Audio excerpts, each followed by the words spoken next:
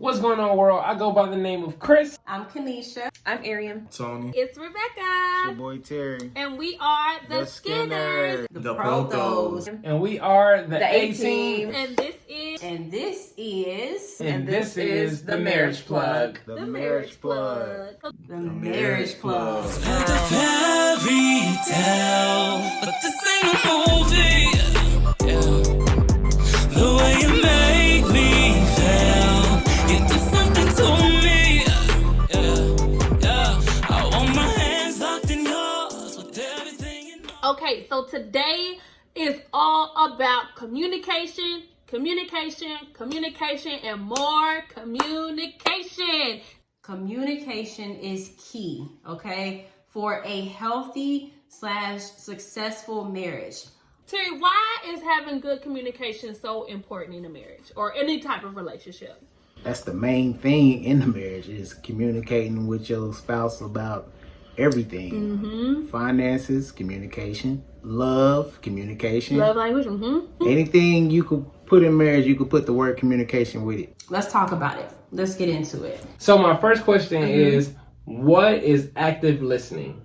Active listening for me would be if we having a conversation about something and or a disagreement about something, I'm actually opening up to listen to you before I even forget what you're talking about. I got my own thought, like, man, I got you. Yeah. Like, I got this huge comeback for you, and you know you was wrong. When I'm talking or when Terry is talking, I am actually listening and taking in what he's saying. I'm not formulating what I am ready to say next in my rebuttal. Speaking from my perspective, I like to jump to conclusions, and I like to, if I feel like I know what Chris is going to say, I always try to finish his statements. And now I know it drives him crazy. Yes. I really don't try to be malicious about it, but I just, in my mind, how my brain works, it just clicks. So I just want to hurry the conversation along. Okay, I understand what you're talking about. Boom. Whether we agree or not, I understand. Okay. Right? But I'm actually taking in and listening, being fully apparent and fully engaged in the moment of what he is saying. So we're going to talk about why being an active listener in a relationship is really, really important. You could hone in on what your spouse is really saying to you, and so you communicate back the right way. So you don't, like what you were saying, I don't come with a pre-notion of what you trying to say to me and just blurt out something that ain't got nothing to do with the argument. Now that we getting into it, though, it's kind of natural for people to get that way in a way. Yeah. Because if you get boxed in a corner, it's kind of like, man, I need to defend myself just so I at least let it be known that I ain't stupid or guys will be like, you ain't my mother and stuff like that. So we do get it more in a defensive mode a little bit.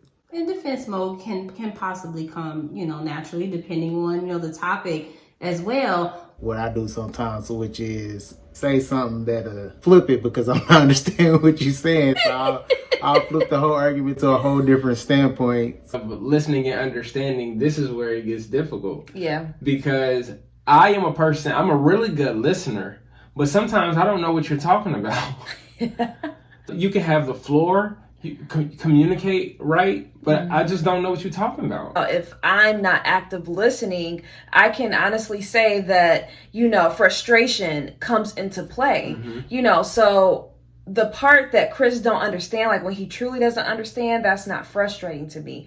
I think for me, what frustrates me is if he is hearing something and he totally misinterprets it and take it personally. And that, how he was going like this when I said I try to finish the sentence, I'd be going like this, hitting my head against the wall. Again, you have to trust that your spouse, your partner, is not trying to tear you down. Yeah. Right? And you cannot be guilty of tearing the person down. Yeah. And when you have that kind of space and opportunity, the conversations can be a lot easier to have, and understanding and listening can be a lot easier done. Active listening is that I am listening to you because I want to understand what you're talking about. When a sender sends a message effectively to where and the receiver can understand what the message is that the sender sent.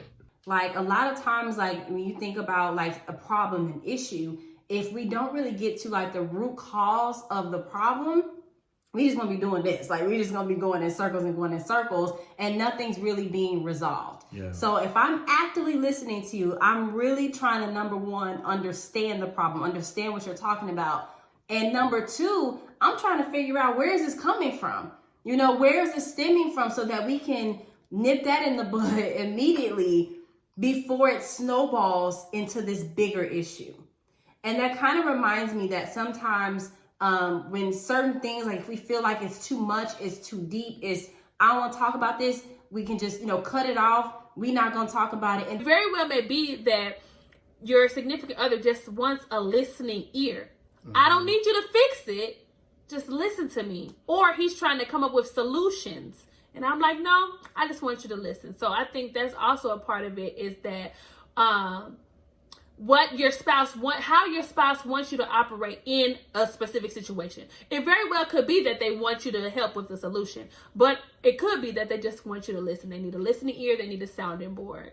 So that's why being an active listener is really, really important. All right. So the next thing is talking about discussion versus dialogue. I don't know which one dialogue is. so this is not a term that a lot of people like use in their household. Okay, we're aware of that. So we're talking about dialogue, and I have a definition right in front of me, so I'm gonna read that. Dialogue is when you're engaging in building the understanding of an issue without the pressure of making a decision or having to be right. It is really important to be able to discern between the two when you guys are having a conversation, so then you know how to engage in the conversation. So basically, in a nutshell, that means that I am just trying to understand you. Mm-hmm. I am just trying to understand where you're coming from. It really gives you an opportunity to say your raw and your maybe your lack of information, your ignorant statements. Yeah. You kind of say what you really, really, really understand, and or what you really, really, really feel, because this is a safe space. You're my homie right now, right? I'm not talking to the decision maker. I'm talking to a friend. Now, in terms of making a decision, it's important to be on the same page. Gotta be. Oh my God. Let me say that again. You need to be on the same page when you are making a decision. Otherwise, if y'all all over the place, this isn't going to work. So, but there also comes some dialogue into that. So that kind of goes into, when do you maneuver between the two, when we need to have discussion and when we need to have dialogue. And I think like with the discussion part too, like for us with the dialogue and discussion before we even moved here was making pros and cons lists. And I remember us, had to weigh it out, like the pros and then the cons, because it's cons to everything. You know what I mean? Right. So we had to really look at it and reevaluate everything. Like, why are we moving? Are we doing this just to get away from home? Or are we doing this to provide a better opportunity for our child? Now, do you think your tone is different between dialogue and discussion? Like, is it much more matter of fact when we have to have a decision that needs to be made at the end of it? Yeah. Yeah, I would agree with that. I think that discussion is not inviting. Like, it's almost like having a business meeting with your significant other. Right. And then dialogue is us actually, I don't know, sharing our feelings or something like that. Brainstorming. Like you said. Yeah. So that's the difference between dialogue and I will say in the past, because, he's the man, having, those old thoughts of, oh, the man's supposed to be decisive. The man's supposed to have it all together. Make every decision, yeah. He may not, hear me out. Just because he's not decisive for a specific thing doesn't mean he's not a decision maker for our household. So, with that being said, us Black women, please stop crucifying your men because they don't have a decision in that moment for that topic when you want them to. And, I have been guilty of that too. Again, from how my mind works and clicks. It's fast, it moves fast. And for something important in our lives, if it really does need to be made a decision quickly, he's going to have to make a quick decision, but I shouldn't make him move until he is ready. But it is my job to help him see, okay, I'm going to give you your time, but you do have, a little deadline because we need to get this decision made. So it's all about working and this doesn't happen overnight. It will not happen overnight. We still learning. Yeah. You know what I mean? I know I'm saying some stuff right now that he's like, I didn't know you think like that, Arian. Yeah. You know what I mean? She's So making me proud. so we're really honestly talking this out now as we're talking about this communication video of what we're learning. And, the takeaway from this point is basically be willing to help, your significant other, your spouse in an area that they aren't understanding so that the communication can flow better. The last part of this section of this video is going to be about the art of arguing. Okay, now let me just say this. Tony and I do not have a perfect marriage by far. I'm not an argumentative person or an angry person, but if you are doing something to provoke me, or if it's like a thing where it's being deliberately, done to make me mad, Right. I'm not going. So for me, I'll lash out, I'll curse you out, and I'll yell. So, that's my art. That's what I'll do. I be trying to catch myself, but that tongue just slipping. And I think we can definitely go from personal experience of figuring out the art of arguing with this person and this person. So like how he argues and how I argue is different. For us, like if we get to that point where we're upset with each other, we will go to separate rooms in the house before we even talk to each other, because I love this man too much to disrespect him and say something that I can never take back. I won't allow that, because I love him too much, and I respect, and with love comes respect. So that's not something that we do, just being completely honest. But I will say, and I don't know if we've mentioned this before, sometimes we text each other. It works for us. You do. If there's a difficult conversation that we need to have and it may step on some toes, we text it first. And that kind of gets the conversation going. Then we talk. If my words are intentional, because I understand how damaging words can be. So I'm very careful to say what I want to say. One of my things that I do have to work on, though, is I can shut down an argument. And it's like there's no need in talking because, again, you don't want to hear what I have to say, or you're going to attack what I'm saying. So Something that's really important with arguing is to let the person that you argue with get their point across before you cut them off. Because if you cut them off, that leads into you a back and forth, not letting each other finish their sentence. And that could be a very, very, very long argument when that happens. Another thing. Don't bring up old stuff. Yeah, don't bring up old stuff. I was trying to say that. Love keeps no record of wrong, right? You never can heal from something when you keep bringing up old stuff that you've already forgiven each other up from, and all of this stuff, and even to the point of how an argument went one way does not mean how this argument is going to go that same way. So I think earlier you were talking about, every time we've done this, I've seen you handle it like this, so I'm already skipping points. I might get over it. So for an example, I might get over however I'm feeling really quickly this time, whereas the last time it took me a really long time, but he's thinking it's always going to take me a really long time. So he moves me way past even being able to feel my emotions in that moment. Because we on the same team. Yeah.